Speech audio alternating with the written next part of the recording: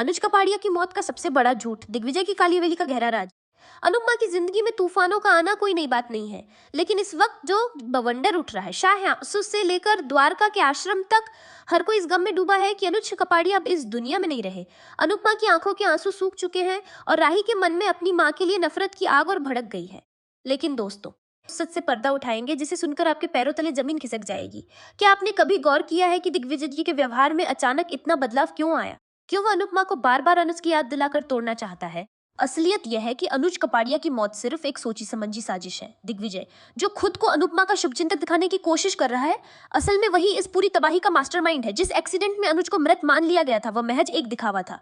सच तो यह है कि दिग्विजय ने अनुज को एक ऐसी गुप्त जगह पर कैद करके रखा है जहां परिंदा भी पर नहीं मार सकता।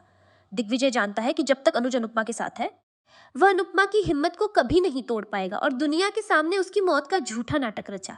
दिग्विजय की काली हवेली के एक बंद कमरे में अनुज कपाड़िया आज भी अपनी आखिरी सांसें गिन रहा है, लेकिन वह लाचार है। उसे ऐसी दवाइयां किसी को पहचान सके और न ही वहां से भागने की कोशिश कर सके।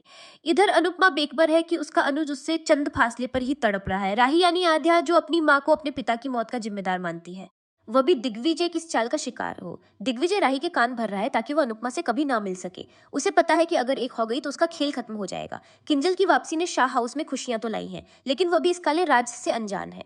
किंजल को लग रहा है कि वह अनुपमा को संभाल लेगी, पर उसे क्या पता कि यहाँ लड़ाई मौत और जिंदगी की है।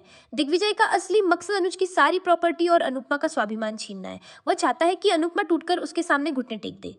अनुज को कैद में रखने का सबसे बड़ा कारण यह है कि दिग्विजय के पास अनुज के कुछ ऐसे साइन किए हुए पेपर्स हैं जिनका इस्तेमाल वह सही वक्त आने पर करना चाहता है। अगर अनुज मर जाता तो वे पेपर्स कानूनी रूप से बेकार हो जाते, इसलिए उसने अनुज को जिंदा रखा है। रात के अंधेरे में दिग्विजय उस गुप्त तहखाने में जाता है जहां अनुज जंजीरों में जकड़ा हुआ है। अनुज की धुंधली आंखों में आज भी सिर्फ अनुपमा का चेहरा बसता है, लेकिन वह चाहकर भी अपनी अनु को पुकार नहीं पा रहा। प्रेम, जो राही की जिंदगी में एक नया मोड़ बनकर आया है, उसे दिग्विजय की हरकतों पर शक होने लगा है। प्रेम ने कई बार दिग्विजय को आधी रात को हवेली के जहां किसी को जाने की इजाजत नहीं है की रिपोर्ट के मुताबिक आने वाले दिनों में प्रेम ही वह शख्स होगा। वहीं दूसरी तरफ शाह हाउस में तोशु अपनी हरकतों से और बापूजी की मुश्किलें बढ़ा रहा है। उसे केवल पैसों से मतलब है। उसे अपनी माँ के दर्द या अनुज की मौत स्वार्थ में अंधी हो चुकी है। ऐसे में अनुपमा बिल्कुल अकेली पड़ गई है, लेकिन नियति का खेल बड़ा निराला होता है। अनुपमा को अक्सर अनुज के होने का एहसास होता है। उसे लगता है कि उसकी धड़कनें उसे पुकार रही हैं। ये कोई वहम नहीं, बल्कि उस अटूट रिश्ते की डोर है जो दिग्विजय की ऊंची दीवारों को लांघकर अनुपमा तक पहुंच रही है। दिग्विजय ने बहुत सफाई से सबूत मिटा दिए हैं। पुलिस की फाइलों में अनुज को डेड घोषित कर दिया गया है, लेकिन अनुज कपाड़िया का सफर अभी खत्म नहीं हुआ है। दिग्विजय का ही उसकी बर्बादी का कारण बनेगा।